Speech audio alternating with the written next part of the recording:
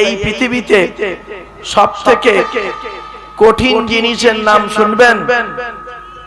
কঠিন জিনিস কি জানেন? পৃথিবীর সবথেকে কঠিন জিনিস হলো, কঠিন ব্যক্তির নাম হলো নারী। কি বললাম? বলুন বলুন। নারী, মেয়ে ছেলে।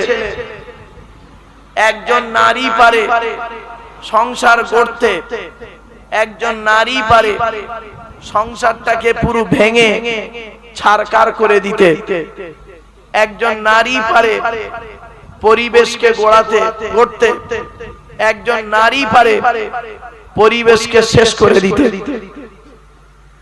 একজন নারী পারে স্বামীকে জান্নাতে নিয়ে যেতে, একজন নারী পারে স্বামীকে জাহান্নামের আগুনে পোড়াতে। প্রমাণ দেবো একটা? এই ভাই দেবো? হ্যাঁ, শুনে নিন, শুনলে চমকে যাবে। কোরআনে আছে, মুসা নবীর জামানায় একজন বড় আলেম ছিল, খুব বড় আলেম, খুব বড় আল্লাহওয়ালা লোক। লোকটার নাম কি? বালআম ইবনে বাউরা। কি বললাম? বালআম ইবনে বাউরা, নামটা মনে রাখুন। বালআম ইবনে বাউরা। মা বোনেরা, খারাপ ভুল বুঝবেন না আমাকে। বালআম ইবনে বাউরা উনি খুব বড় আলেম ছিলেন। যা দোয়া করতেন আল্লাহ কবুল করে নিতেন। একদিনের এক ঘটনা, মুসা নবীর বিরুদ্ধে, বনি ইসরাইলদের বিরুদ্ধে ইহুদিরা যুদ্ধ করতে যাবে। তো মুসা তো আল্লাহর নবী, মুসার বিরুদ্ধে যুদ্ধ করতে গিয়ে ইহুদিরা জানে আমরা হেরে যাব, আমরা হেরে যাব। তাহলে জেতার রাস্তা কি? তো শয়তান বলল, তোরা এক কাজ কর, ওই বালআম ইবনে বাউরার কাছে যা। গেলে বালআম ইবনে বাউরা তোদের জন্য মুসার বিরুদ্ধে আল্লাহর কাছে হাত তুলে দোয়া চাইবে, আর ওই দোয়া আল্লাহ যদি কবুল করে তোরা মুসাকে শেষ করতে পারবি, বনি ইসরাইলদের বিরুদ্ধে জয়লাভ করতে পারবি। তো সকলে মিলে গিয়েছে, নেতা নেতা লোকগুলো মুসা এই বালআম ইবনে বাউরার বাড়িতে গেছে। বালআম ইবনে বাউরা বলছে, কি ব্যাপার ভাই? বলছে, এসেছি আপনার কাছে, আমরা একটা যুদ্ধে যাচ্ছি, যুদ্ধে যেন জয়লাভ করতে পারি, আপনি একটু দোয়া চাইবেন।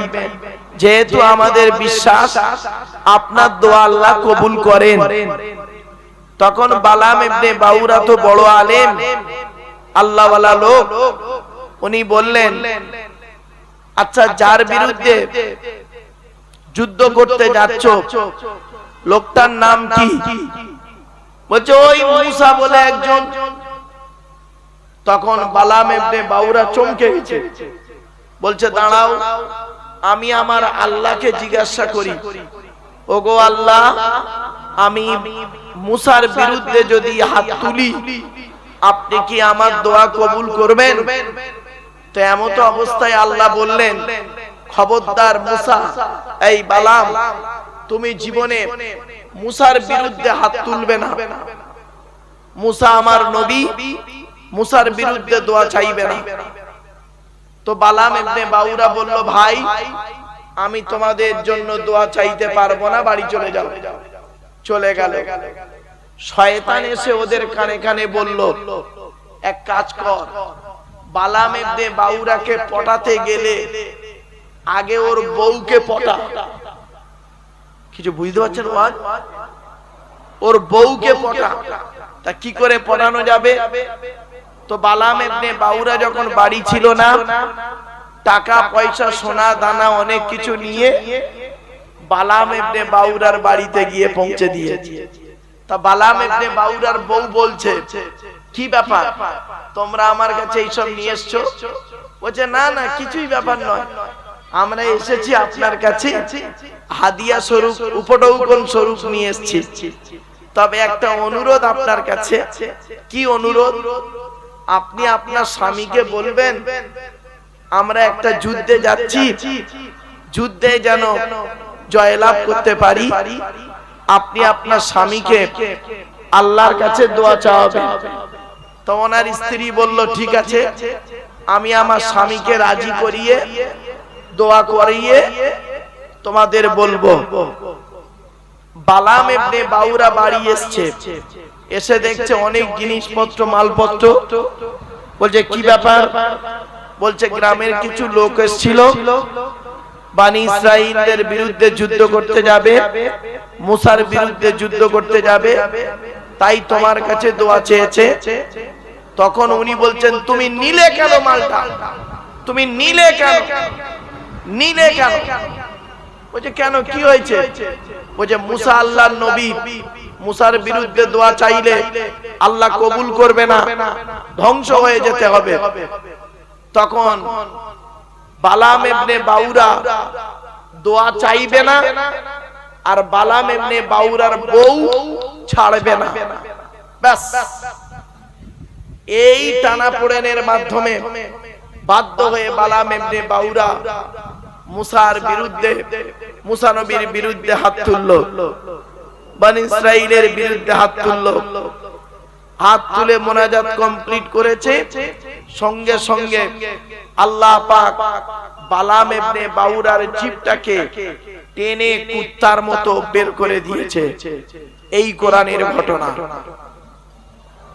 সূরা আরাফে আছে ঘটনাটা। ফামাসালুহু কামাসালিল কালবি ইন তাহমিল আলাইহি ইয়ালহাস আও তাতরুকুহু ইয়ালহাস। নারী কি জিনিস, নারী কি জিনিস। এজন্য আপনাদেরকে আমি বলছি, নারীর ছলনা বোঝা বহুত মুশকিল, নারীর ছলনা বোঝা বহু মুশকিল। এই পৃথিবী ধ্বংস করবে, এই পৃথিবী ধ্বংস হবে কয়েক কটা লক্ষণ, তার মধ্যে একটা হলো নারী। নারী জেনা, জেনা বেড়ে যাবে, জেনা, ব্যভিচার, ব্যভিচার। শুনে নিন, নারীদের সম্পর্কে বলছি, মায়েরা বোনেরা, স্বামীকে মূল্যায়ন করুন। স্বামী হলো অমূল্য রত্ন।